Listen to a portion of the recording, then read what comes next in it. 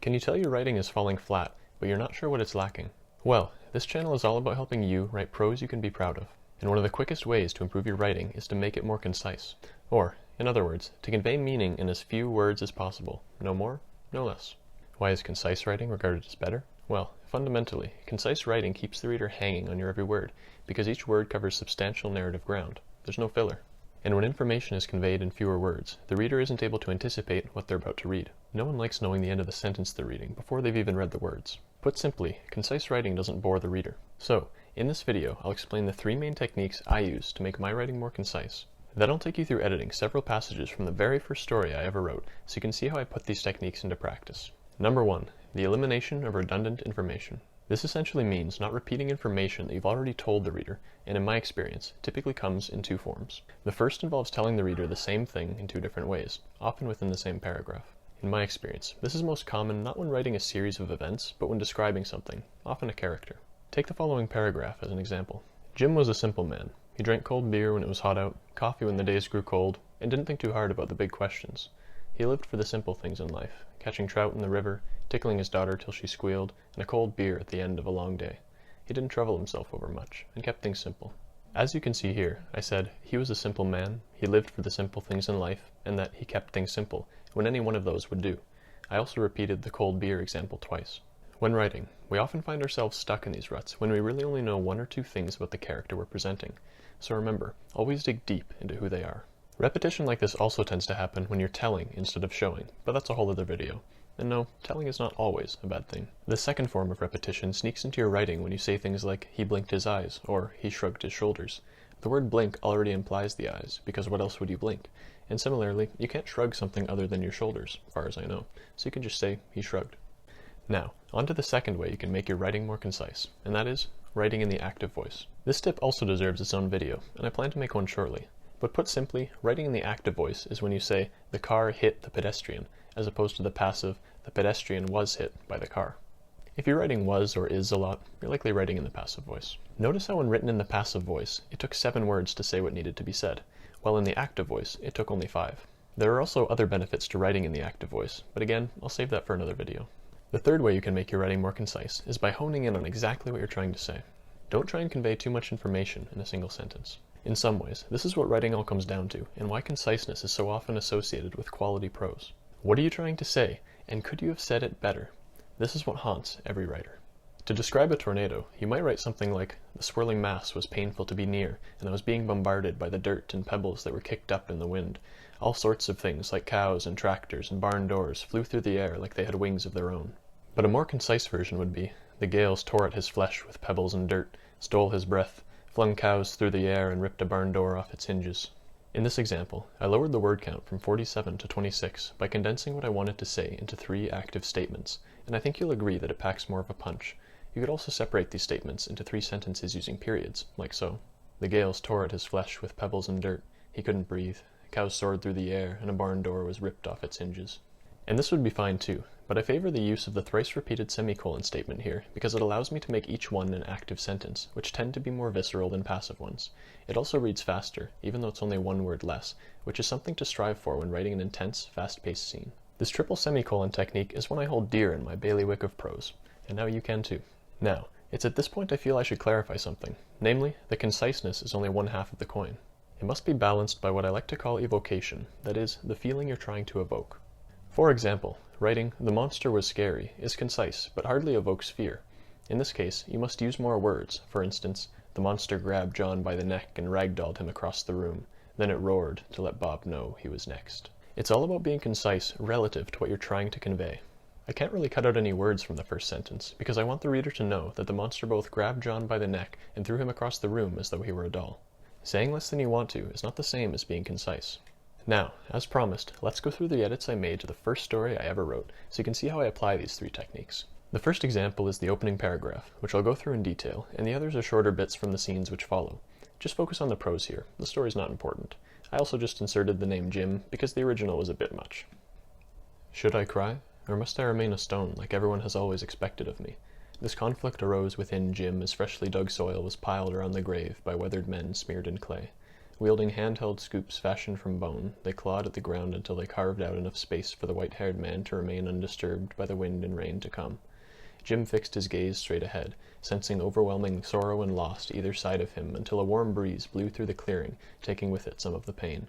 With eyes closed, he opened his palms toward the wind as if to embrace it, savoring the sensation that ebbed and flowed with the breath of spring.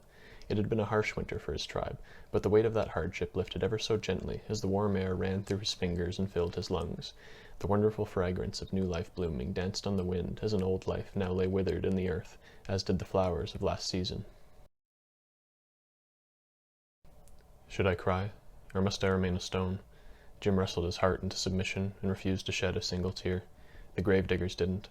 Weathered men, smeared in clay, they clawed their way 6 feet under with antlers cracked and carved for the purpose, and also they might spare the old man's bones the grip of a canine's jaws. Jim stared straight ahead. Sorrow hung heavy in the air, and while a warm breeze carried some of it off, enough clung to those gathered. Eyes closed, he opened his palms and embraced the wind, a sweet breath of spring. It drifted through his fingers, filled his lungs, and a bit of winter's chill left him. Born-again flowers blossomed all around, and their fragrance eased the harsh odor of decayed, withered flesh. Tears welled in Jim's eyes, not for what the old man was now, but for the flowers he'd one day be. First off, I removed, like everyone has always expected of me, because a person wouldn't actually think this, and leaving it unsaid adds a micro-mystery, a little question in the reader's mind. When writing, you want to pose questions, not provide answers. Next, you'll see I start cutting up the sentences into smaller bits so that I can hone in on what I'm trying to say with each one. In the first draft, this next sentence mentions the conflict arising in Jim, the grave, and a description of the men digging it, whereas in the second draft, I focus specifically on the conflict in him, and I make Jim the object of the active sentence, giving him the verb wrestled, as opposed to making the conflict the object with the verb arose. I mention the grave diggers in the next sentence, then, in yet another sentence, describe what they look like and what they're doing, and I give their reason for doing so in, you guessed it, another sentence. In the first draft, the next paragraph mentions Jim looking straight ahead, the sorrow all around, as well as the warm breeze and how it alleviated some of the pain. So, once again, in the second draft, I follow the third rule of honing in and started off with a simple statement. Jim stared straight ahead. Next, I mention the sorrow as well as the breeze carrying some of it off. I say two things in this sentence, but only because they're directly related to one another. I'm not trying to tell you that you should only ever say one thing per sentence, just that you shouldn't cram in too much. For example, you'll often say many things in a sentence when describing a person, place, or thing. Just be mindful when overlapping an action with a feeling/reason, or a description of one thing with a description of another. I keep the meaning of the next sentence more or less the same, but I found a way to say it using fewer words. I replaced with eyes closed with just eyes closed, and instead of saying he opened his palms toward the wind as if to embrace it, I said he opened his palms and embraced the wind, which is more immediate. Then I replaced savoring the sensation that ebbed and flowed with the breath of spring with a sweet breath of spring, and this time my use of a semicolon actually makes sense. Note that I almost always get rid of sense words like sense, felt, heard, or saw in favor of simply stating what the character has sensed. When I say a sweet breath of spring, the reader already understands how Jim sensed this, and that little light bulb in their head actually leads them to imagine it for themselves. The next sentence in the first draft has the structure, tell information, but thing did this, as thing did this, so I restructured it into thing did this, and thing did this. Note how each statement in the sentence is active, and instead of simply telling you that winter had been harsh, I imply it by saying a bit of winter's chill left him. This is more visceral and allows the reader to connect the dots, which, and I cannot say this enough, the reader loves to do. Now, you might be looking at the last sentences of my edited version and thinking, hey, that doesn't look more concise, but you, sir, are mistaken. Remember, word count isn't everything. I may have used a similar word count, but I've said a lot more, and I've said more because I've said something specific. I've said flowers blossomed and their fragrance eased the odor of a corpse. Then Jim reacts to this conflict of smells with tears and has an epiphany about the circle of life. Not only have I conveyed what Jim has sensed, but I've conveyed to the reader that this moment has changed him. Also, in the first draft, the sentence structure is thing did this, as thing did this, as did these things. Try not to get carried away with these as sentence structures, and almost never should you double up on them. I know they may be tempting, but it's often more immediate and visceral to just separate the two things happening with a period, unless the two things are intimately connected and happening at the exact same time. So, all in all, not only have I said more in my second draft, but I've said it in fewer words, 155 versus 185. This essentially means I've kept the reader more engaged with what I'm saying. Now, let's move on to some other examples. I don't want this video to drag on, so I'll move through these at a quicker pace, but feel free to pause the video at any time. Gripping his spear loosely, he continued down the well-worn path, feeling thankful that snow no longer encumbered his stride. These woods could be perilous, but the carefully chipped, hand-sized flint stone bound to the Irwin staff he carried gave him some comfort with night quickly approaching. Spear gripped loosely, he tread the well-worn path, thankful snow no longer encumbered his stride. Dusk foretold night's swift descent, and distant wolves howled. The deadly flint bound atop his Irwin staff offered some comfort, at least. The gist of what I did here was turn 2 sentences into 3, get rid of unnecessary words like feeling, that, could be, he carried, and with, and condense phrases like continued down to tread, and descriptions like carefully chipped, hand-sized flint stone to deadly flint. I also show, via wolves howling, that the forest is perilous, instead of just telling the reader that. Note how I had to restructure the sentences to get rid of all these little filler words I mentioned. This is what I mean by finding a way to say something better. You can't just delete them. On to the next example. He arrived at the shore in the twilight, the darkness deepening with every passing moment, and playfully hopped between a few stones whose round surfaces rose just above the lake's surface so he could reach the cleaner drinking water a bit further from shore. He arrived on shore at twilight, darkness falling fast. A trail of stepping stones led to deeper waters, and he hopped to the end so he might drink. The gist of what I did here was turn 1 sentence into 2, get rid of several unnecessary words, condense statements like the darkness deepening with every passing moment to darkness falling fast, and cease telling the reader why he did things with words like so, and simply say what he did, and trust the reader to understand why. The water flowed like a snake, slithering towards the magnificent display of colors in the sky, which seemed as if it had caught fire, while a wolf howled somewhere in the distance so beautifully it ignited the very air between them. The river slithered toward a sky which had caught fire, and the wind sung of a wolf's mournful howl. The gist of what I did here was, again, get rid of several unnecessary words, and condense redundant information like the water flowed like a snake slithering towards into the river slithered. Slither implies snake. I then replaced the while sentence structure with an and structure, because the river flowing and wolf howling are not related to one another, as a while or as structure would imply. I also get a touch poetic in the end, which, by the way, is the ultimate form of conciseness. Just depends on the tone you're going for. Basically, this draft was very wordy, and I made it less wordy. On to the next example. He didn't know how long he laid beneath the sky, but the constellations were now in full display, and the largest moon, Laris, rested just above the horizon, while the smallest moon, Luna, lagged behind slightly higher in the sky. He watched the sky as Laris followed the sun's lead, dipping out of sight in the west, leaving only Luna. Hours passed. The constellations sparkled in the night sky, and the moon shone full. Laris, red and swollen, sat atop the horizon as the sun once had, while little Luna looked down from above. So, as always, I got rid of several unnecessary words here, but the main thing I did was remove repetition. In the first draft, I mentioned the word sky a lot, and said the names of the moons twice in fairly quick succession, so most of my work here was restructuring the sentences so I could hone in on what exactly I was trying to say without repeating myself. The sense of time was also weird in the first draft, because it starts off implying that a long time has passed, but then more time proceeds to pass in the very next sentence. So in the second draft, I simply started off with hours passed, and then just described the setting in the present moment.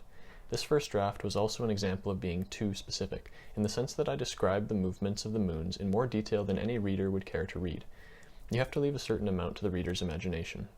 And now for the final example. He grabbed his spear and turned around to head back to camp, but he immediately froze in place when he found himself staring into the yellow eyes of a massive panther. Jim stood and tore his eyes from the constellations, turned his back on them. Step by step, the darkness of the forest swallowed him, its canopy a black, starless blanket. He saw them too late, hovering yellow eyes, watching him. As always, there are some unnecessary words here that I cut out, but what I wanted this example to highlight is how you use concise writing to surprise the reader or catch them off guard, a notoriously difficult thing to do. I didn't actually shorten the word count. In fact, I increased it from 32 to 37, because it's only in the very end where the conciseness comes into play. The bulk of my words are used for setting the scene and slowly leading the reader into a state of unease, before I hit them with two fast two-word sentences. Note how while I'm using more words, I'm still concise with what I'm trying to convey. I'm merely saying more things. The main problem with the first draft is that as soon as the reader sees the word froze, the jig is up, and there is still 15 more words left in the sentence. In the second draft, I give away the game when I say, he saw them too late, but because the next two sentences are read in quick succession, the reader learns the startling information in a single moment. Remember, being concise keeps them on their toes, so these techniques I'm sharing with you lend themselves well to writing shock, and, indirectly, suspense. I would also like to touch on my use of the word saw. As you may remember, I said to keep away from such words, but there's a time and a place to break every rule. Knowing the rule is just the first step. And here, when I'm saying he saw them too late, the use of the sense word saw is okay, in my opinion, because the sentence isn't about what he saw, rather that he saw them too late. The point is to make the reader ask, saw what? And there we have it, my hopefully not too long-winded discourse on being concise. Let me know in the comments below if you know of a technique for concise writing that I didn't mention, or if you disagree with any of mine. Until next time.